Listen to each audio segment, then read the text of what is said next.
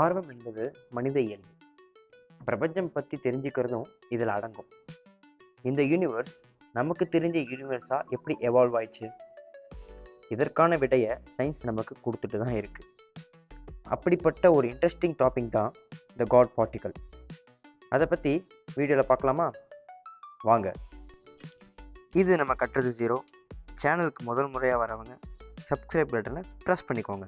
இந்த யூனிவர்ஸில் எல்லாமே மேட்டரால் ஆனது தான். மேட்டர் ஆட்டம்ஸால் ஆனது தான். ஆட்டம்ஸை பார்த்தீங்கன்னா அதுக்குள்ளே ப்ரோட்டான், நியூட்ரான், எலக்ட்ரான் இருக்கும். ப்ரோட்டான்ஸ் அண்ட் நியூட்ரான்ஸ்குள்ளே பார்த்தீங்கன்னா குவார்க்ஸாக இருக்கும். எலக்ட்ரான்ஸ் அப்படி பார்த்தீங்கன்னா பிரிக்க முடியாது, ஏன்னா அது ஒரு எலிமெண்ட்ரி பார்ட்டிகல். எலிமெண்ட்ரி பார்ட்டிகல் அப்படின்னா என்ன? எந்த ஒரு பார்ட்டிகளை பிரிக்க முடியாதோ அதெல்லாம் எலிமெண்ட்ரி பார்ட்டிகல். இதுதான் இந்த யூனிவர்ஸோட பேசிக் பில்டிங் பிளாக்ஸ்னு சொல்லலாம். இந்த எலிமெண்ட்ரி பார்ட்டிகல்ஸை ரெண்டு கேட்டகரிஸாக பிரிக்கலாம். ஒன்று ஃபெர்மியான்ஸ், மேட்டரை உருவாக்க தேவைப்படும். இன்னொன்று போசான்ஸ், அது ஃபோர்ஸஸை கேரி பண்ண யூஸ் ஆகும். இப்போது இந்த ஃபெர்மியான்ஸ் அண்ட் போசான்ஸை நம்ம புரிதலுக்கு ஒரு ஸ்டாண்டர்ட் மாடலில் ஆர்டர் பண்ணி வச்சுருக்காங்க. ஒவ்வொரு பார்ட்டிகல்ஸோட மாஸ், அதாவது நிறைய பொறுத்து இந்த ஆர்டர் பண்ணியிருப்பாங்க. சரிடா, இப்போ எதுக்கு இதை பற்றி சொல்கிறேன்னு கேட்கலாம். பார்ட்டிகளோட மாஸ்ன்னு சொல்கிறோமே, அது என்னது? அது வேற எதுவும் இல்லைங்க. ஒவ்வொரு பொருளுக்கும் வெயிட் இருக்கா, அதுதான் மாஸ், அதாவது நிறை. ஒவ்வொரு மாஸ் தன்னை சுற்றி இருக்கிற கிராவிட்டியோட தாக்கத்தால் வெயிட்னு சொல்கிறோம். சரி, மாஸ்னா என்னன்னு தெரிஞ்சிச்சு. அந்த பார்ட்டிகல்ஸுக்கு எப்படி அந்த மாஸ் வந்துச்சு? யார் கொடுத்தா? இதுக்கு பதில் கொடுக்க வரவர் தான் ஹிக்ஸ் போசான். அது எப்படி? இந்த யூனிவர்ஸில் electromagnetic field, gravitation field, weak and nuclear fields சொல்லிட்டு 4 இருக்குது, நமக்கு தெரியும். அதே மாதிரி ஹிக்ஸ் ஃபீல்டுன்னு ஒன்று இருக்குது. இந்த பார்ட்டிகல்ஸ் ஹிக்ஸ் ஃபீல்டுன்ற கடலை கடந்து போகிறப்போ இந்த ஹிக்ஸ் ஃபீல்டால் இன்ட்ராக்ட் ஆகி பார்ட்டிகல்ஸுக்கு மாஸ் கிடைக்குது.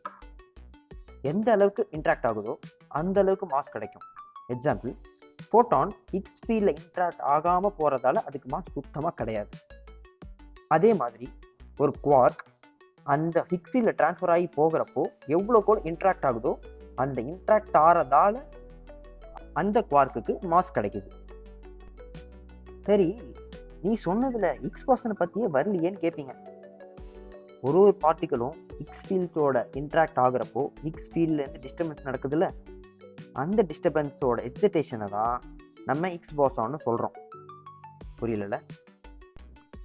அதாவது ஹிக்ஸ் ஃபீல்ட்ற அமைதியான கடலில் குவார்க்குன்ற கல் நுழையிறப்போ அங்கே கடல் தண்ணியில் ஒரு டிஸ்டர்பன்ஸ் ஏற்படும். அந்த டிஸ்டர்பன்ஸ் தான் ஹிக்ஸ் போசான்னு சொல்கிறாங்க. இது எப்படி கண்டுபிடிச்சாங்க? சுமார் 1964 பீட்டர் ஹிக்ஸ் மற்றும் 5 பேர் கொண்ட குழு இந்த ஃபர்ஸ்ட் மெக்கானிசத்தை ப்ரப்போஸ் பண்ணுறாங்க. ஒவ்வொரு பார்ட்டிகளும் எப்படி மாஸ் கிடைக்குதுன்னு ஒரு தியரிட்டிக்கல் மெக்கானிசம் கிரியேட் பண்ணி அதுக்கு ஹிக்ஸ் மெக்கானிசம்னு பேர் வைக்கிறாங்க.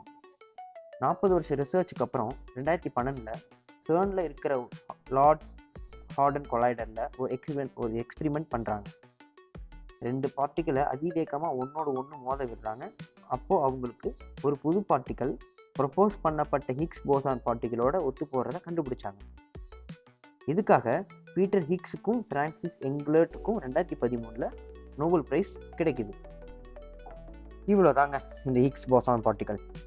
சரி, டைட்டிலில் காட் பார்ட்டிகல்னு போட்டிருக்கே, அதை பற்றி ஒன்றுமே சொல்லலைன்னு கேட்பீங்க.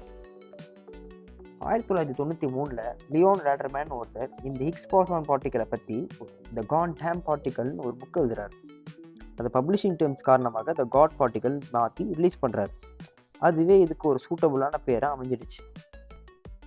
இப்போது இந்த ஹிக்ஸ் போசானை பற்றி CERN என்ன சொல்கிறாங்கன்னா, you and every thing around you are made of particles. நீங்களும் உங்களை சுற்றி இருக்கிற எல்லாமே பார்ட்டிகல்ஸ் எல்லாம் ஆனது தான். But when the universe began, no particles had mass. They all sped around the speed of light. ஆனால் யூனிவர்ஸோட ஆரம்ப கட்டத்தில் எந்த ஒரு பார்ட்டிகளுக்கும் மாஸ் இல்லை. எல்லாம் ஒளியின் வேகத்தில் வீசப்பட்டன. Stars, planets and life could only emerge because of the particles gain their mass from a fundamental field associated with the Higgs boson. Stars, planets and life எல்லாமே இப்போ இருக்குன்னா அதுக்கு காரணம் பார்ட்டிகல்ஸ் தான். எல்லாம் ஹிக்ஸ் போசானோட தொடர்பு பட்டு மாஸ் நிறை பெற்றதால தான். The existence of the mass giving field was confirmed in 2012 when the Higgs boson particle was discovered in the CERN. இந்த நிறை கொடுக்கும் ஹிக்ஸ் ஃபீல்ட் இருக்கிறத 2012ல CERNல ஹிக்ஸ் போசானை கண்டுபிடிச்சது மூலமா உறுதி செய்யப்பட்டது. இந்த ஹிக்ஸ் போசான் கண்டுபிடிப்பு வெறும் ஒரு ஆரம்பம் தான். அதை கண்டுபிடிச்சி இந்த 10 வருஷ கேப்ல நிறைய இம்ப்ரூவ்மெண்ட் ஆயிருக்கு. தியரிட்டிக்கல் ப்ரிடிக்ஷன்ஸை நிறைய உறுதி செஞ்சுருக்காங்க. 2016ல் டவு லெப்ரானோட இன்ட்ராக்ட் ஆகிறத கண்டுபிடிச்சாங்க. 2018ல் டாப் அண்ட் பாட்டம் குவார்க்கோட இன்ட்ராக்ட் ஆகிறத கண்டுபிடிச்சாங்க. இன்னும் இந்த பார்ட்டிகளை பற்றி தெரிஞ்சிக்க வேண்டியது நிறைய இருக்கு. அப்படி என்ன இதுன்னு இம்பார்ட்டண்டா? இந்த ஹிக்ஸ் போசான் பார்ட்டிகள் இல்லைன்னா எந்த ஒரு பார்ட்டிகளுக்கும் மாஸ் இருக்காது. ஸோ இப்போ உங்களுக்கு தெரிஞ்ச யூனிவர்ஸே அமைஞ்சிருக்காது. இப்போ புரியுதா? இந்த சயின்ஸ் எப்பவுமே நம்மளை வியப்படைய வச்சுக்கிட்டே இருக்கு, கற்றுக் கொடுத்துக்கிட்டே இருக்கு. சயின்ஸோட உதவியோட நம்மளும் அறிவில் முன்னோக்கி ஒரு பயணத்தை மேற்கொள்வோம். அண்ட் தேங்க்ஸ் ஃபார் வாட்சிங் திஸ் வீடியோ. இந்த வீடியோ உங்களுக்கு பிடிச்சிருந்தா லைக் பண்ணுங்க, புரியலைன்னா கமெண்ட் பண்ணுங்க, மற்றவங்களுக்கு தெரிஞ்சுக்க ஷேர் பண்ணுங்க. அதுவரை உங்களிடம் விடை பெறுவது இது கற்றது 0. தெரிஞ்சுக்கோ தமிழில்.